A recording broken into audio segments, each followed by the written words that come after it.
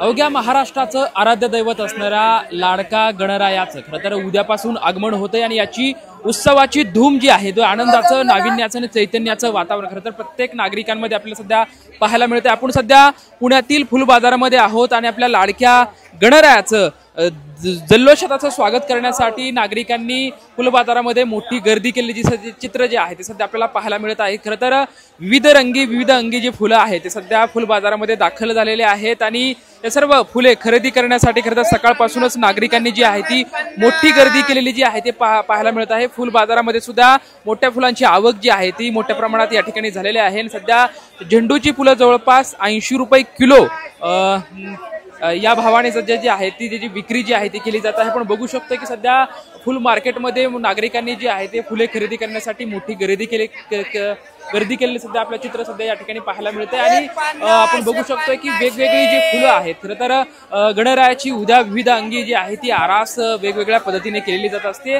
आपला गणपती बाप्पा सुबक, सुंदर आणि आकर्षक दिसावा ही प्रत्येकाची मनोभावना असते आणि लाडक्या भक्ताचं, आपल्या लाडक्या बाप्पाचं मनोभावे त्याची पूजा करण्यासाठी, त्याची आरास करण्यासाठी खरं तर फुले खरेदी करण्यासाठी नागरिकांनी मोठी गर्दी केली सध्या चित्र जे आहे ते सध्या आपल्याला पाहायला मिळत आहे। आपण बघू शकतोय की जी ही झेंडूची फुलं आहेत किंवा वेगवेगळी फुलं आहेत ते सध्या वेगवेगळ्या रंगाची जी फुलं आहेत ते सध्या फुल बाजारामध्ये आलेले आहेत आणि ही सर्व फुले खरेदी करण्यासाठी सुद्धा नागरिकांनी मोठी गर्दी केलेली जी आहे ते सध्या चित्र जे आहे ते आपल्याला या ठिकाणी पाहायला मिळते। खरं तर फुलं विक्रेते या ठिकाणी आहेत, आपण त्यांच्यासोबत चर्चा करूयात।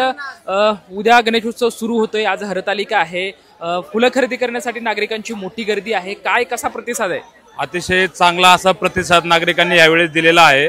फुलांचे बाजार सुद्धा छान आहेत आणि पुणेकरांना आणि सर्व महाराष्ट्रातील जनतेला माझं फुल बाजाराच्या वतीने आव्हान करतो की आपण शेतकऱ्यांसाठी खरी फुले घ्यावी, आर्टिफिशियल फुलाचा कुठेही वापर करू नये आणि गणेश उत्सवामध्ये सर्वांनी पर्यावरणकारकच अशा गोष्टी कराव्या, आर्टिफिशियल वापर करू नये, जेणेकरून आपल्या जीवाला आणि आपल्या महाराष्ट्राला धोका होईल अशा कुठल्याही गोष्टी करू नये। त्या निमित्ताने मी एक संदेश देऊ इच्छितो, सर्व गणेश भक्तांनी ओरिजिनल फुलाचाच वापर करावा, कृपया आर्टिफिशियल फुले वापरू नये। बरं, सध्या फुलांच्या बाजारामध्ये काय भावामध्ये काय चढ उतार कशा पद्धतीने? भाव आता सर्वसामान्य आहेत, हे तुम्ही बघितलं असेल, निळे डीजे, पिंक डीजे आहेत 40 रुपये 50 रुपये आहे, बिजल्या बघितले असेल तुम्ही 150 रुपये ते 250 रुपयापर्यंत आहेत, गोंडे बघितले तर 80 ते 100 रुपये आहेत। याच्यामध्ये शेतकऱ्याला सुद्धा फायदा आहे आणि गिरायकाला पण फायदा आहे, असे योग्य ते बाजार आता आहेत आणि आवक वाढत आहे आणि गर्दी पण खूप वाढत आहे आता पुणेकरांची। आपण बघू शकतो काही प्रमाणात शेतकरी सुद्धा या ठिकाणी दाखल झालेले आहेत, आपण शेतकऱ्यांकडे जाऊयात। खरं तर या ठिकाणी शेतकरी दाखल झालेले आहेत, स्वतःच्या शेतामध्ये खरं तर पिकवलेली फुलं तुम्ही सध्या गणेश उत्सवाच्या आणि हरतालिकेच्या निमित्तानं पुण्यातल्या या फुल बाजारामध्ये घेऊन आल्या आहेत,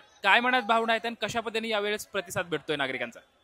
नागरिकांचा प्रतिसाद आहे, पण कसं आहे, गिराईक ओले माल असल्यामुळं रेटमध्ये जरा फरक पडतो या आणि प्रतिसाद गेल्या वर्षीपेक्षा कमीच आहे मालाला। आता भाव अजून म्हणजे उठाव कमी आहे मालाला, आज माल भरपूर आहे, कालच्याला माल कमी होता उठाव, पण आज उठाव कमी असल्यामुळे मालाचा उठाव कमी।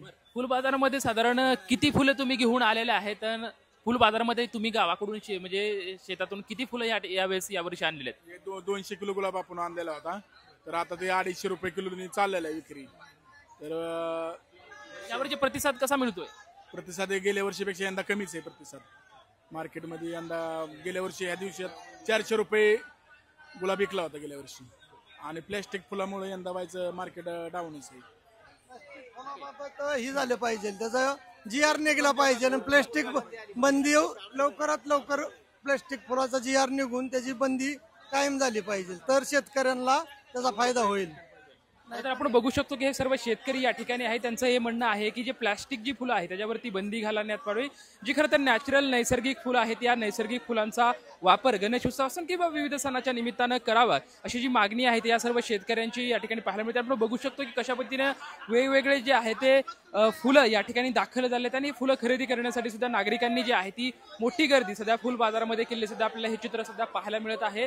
खरं तर रंगेबिरंगी फुलं असतील किंवा सुशोभीकरणानं गणेशोत्सव अधिक आखीव, रेखीव आणि आकर्षक होत असतो आणि आपल्या लाडक्या गणेश बाप्पांचं स्वागत करण्यासाठी खरं तर नागरिकांची मोठी गर्दी सध्या फुल बाजारामध्ये पाहायला आपल्याला मिळत आहे। कॅमेरामॅन अभिजित पिसे सोबत लक्ष्मण जाधव, ट्यून मराठी, पुणे।